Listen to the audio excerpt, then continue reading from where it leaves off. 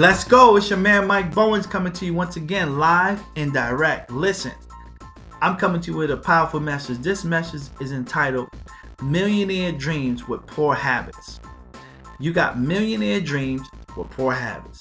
Listen, if you ever study what makes a millionaire, if you ever study what makes a billionaire, now, understanding, let's put everything in proper context. Just because a person has more money doesn't mean that they're better than you. It means when it comes to money, they think better than a person who does not have it.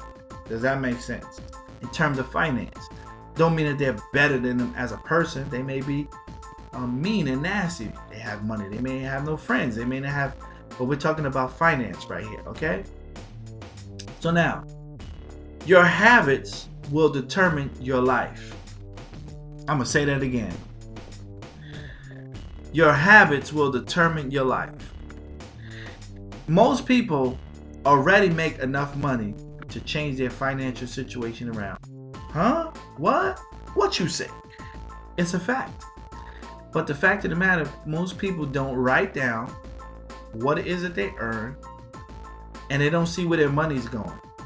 So they don't see, oh, that iPhone that I just bought, this cell phone bill that I have, or this cable bill that I'm paying. Now, if they would eliminate some of these things, or going out to eat 3 times in a month, instead of bringing your lunch to work, you eating out during your lunch break. If you add it up, oh, you go to Starbucks to get your coffee. If you add up all these things that you're doing, then you will see that you have enough money, right, to clear out some debts. You have some money stored over to pay off your credit card. You have some money that you could save up for a down payment on a rental property. And one of the quickest ways for people to get out of what they're in is to buy a multifamily home. It's to buy a multifamily home, live with the tenant, or put a business within that facility and run the business from that facility. Now you have no overhead because your business and your place of living is in the same headquarters. Likewise, if you had a multifamily, 2-unit, 3-unit, whatever, 4-unit, and you lived in one, now you can live for free. So you automatically eliminated the number one stressor for most people. Where you're going to live, how you're going to pay where you dwell. Because now you don't have to pay a monthly bill every month because now you're living for free. But most people, I don't want to do that. I'd rather just have my house to myself.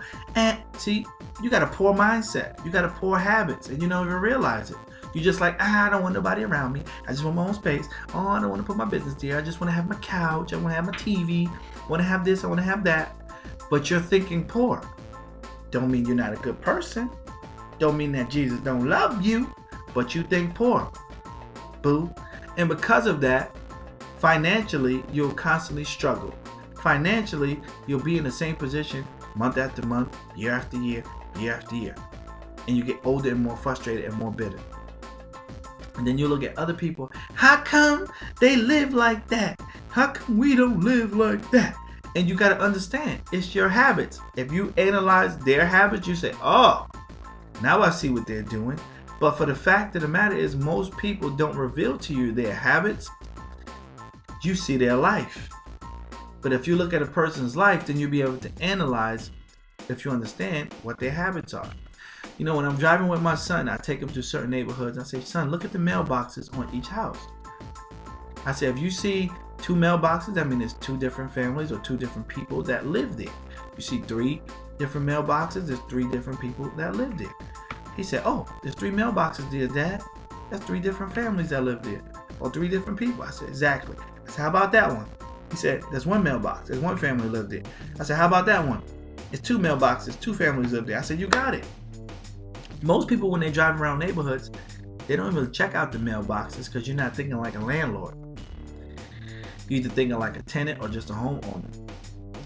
See, the wealthy think assets. Poor think liabilities. Now, what does this mean? I don't want to give you the rich dad, poor dad speech. I'm trying to bring it down to your understanding, okay? when you have liabilities, these things don't pay you. So you could get the new furniture, you could get the new car, unless you use that car as a taxi company or limousine company, something like that. That's something that you're paying out every month. Now, there's ways to set it up where you can have your business pay that expense. You can have your rental property pay those expenses. And if it's not any effort on your part, then it's okay. But you want to generate assets, businesses. You want to generate rental property income so that, now you can earn money without you having to physically work for it. There's nothing worse. But there are things that's worse. But it saddens me when I go into Walmart or I go into Target or I go to a restaurant and I see people older, full head of white hair, and they have to stand there and pack the bags or collect the shopping carts. It's because they have not been taught these things, or if they were taught these things, they did not apply it to their lives. And see, don't mean that they're bad people, because some of these people are the nicest people you ever want to meet. Some of these people could be your grandparents, can be your parents. And, just with a shift in thinking, they could be in a much better position today. Just like you hearing this message, you can say, you know what? I'm not going to go to the Bahamas on vacation this year. What I'm going to do is I'm going to go somewhere local. I'm going to take that money and I'm going to put it in the bank. And I'm going to save it up. And I'm going to get out of this apartment that I'm renting. I'm going to get out of this thing and I'm going to buy me a multi-family property. You're going to start looking in your neighborhood or other neighborhoods that you want to live in and see how much it costs. And start speaking to some mortgage companies. Start going to the bank and just go there and sit down and have a conversation. You ain't got to have the money right now. You ain't got to have the credit right now. Just go there and start having some conversations. What is it going to take for me to get into a 2-family, a 3-family house? Oh, well, Mrs. Jones or whatever, Mr. Jones. Oh, well, you need a credit score about this much, 640 and higher. And you're going to need, if it's your first home, you can do it in a first time FHA, first time home buyer. Oh, what's that? That means you can put down 3%. 3% because you're a first time home buyer. Oh my goodness. Now you put down 3%, say the house is, I don't know, let's use a low number, right? Let's say 100,000, right? No, let's say 80,000. So now at 80,000, 10% is going to be 8,000. So you need like $3,000. I'm sure you could come up with $3,000. I'm sure you can. I'm sure even if you don't know what your credit is right now, I'm sure you could get a unsecured credit card. A secured credit card, right? Discover, Capital One, Visa. You can use these cards and just keep it at $20 to $30 a month. Don't go higher than that, and make sure you pay it off every month. Use it just for gas or use it just for some bread and milk, whatever, eggs. Pay it off every month. Manage your credit properly. That's creating habits that the wealthy create, that the wealthy have.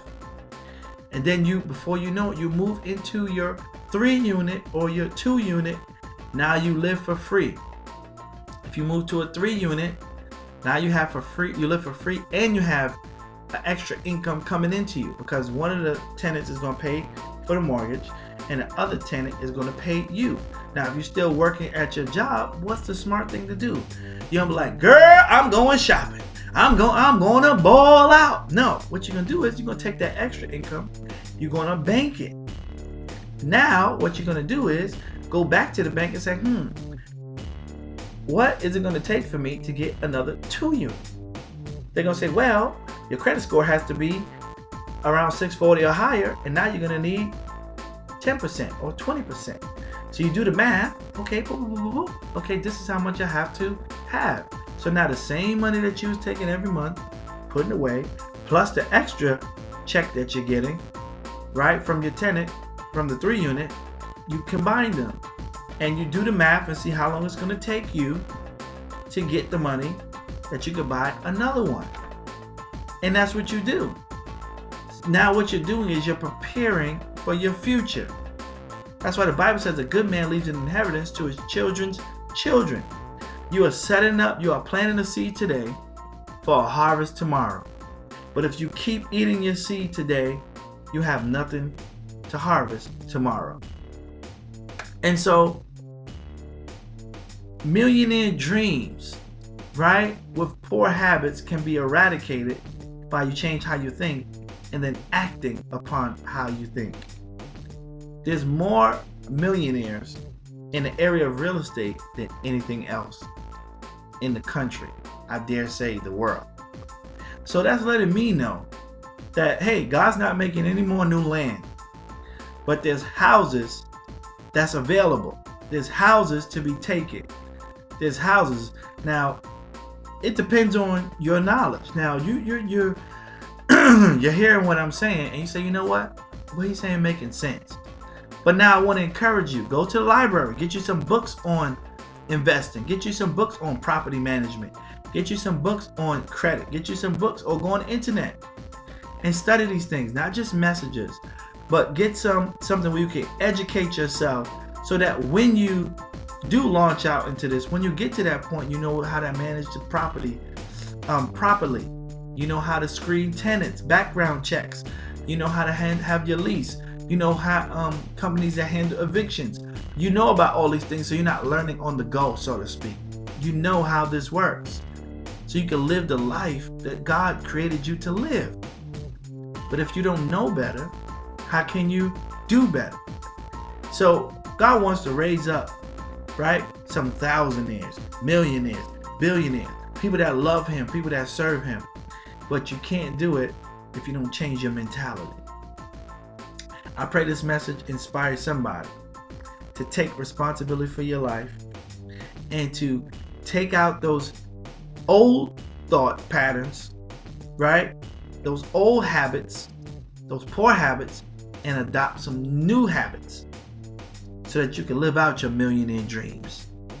Until next time, this is your man Mike Bowen saying, be blessed.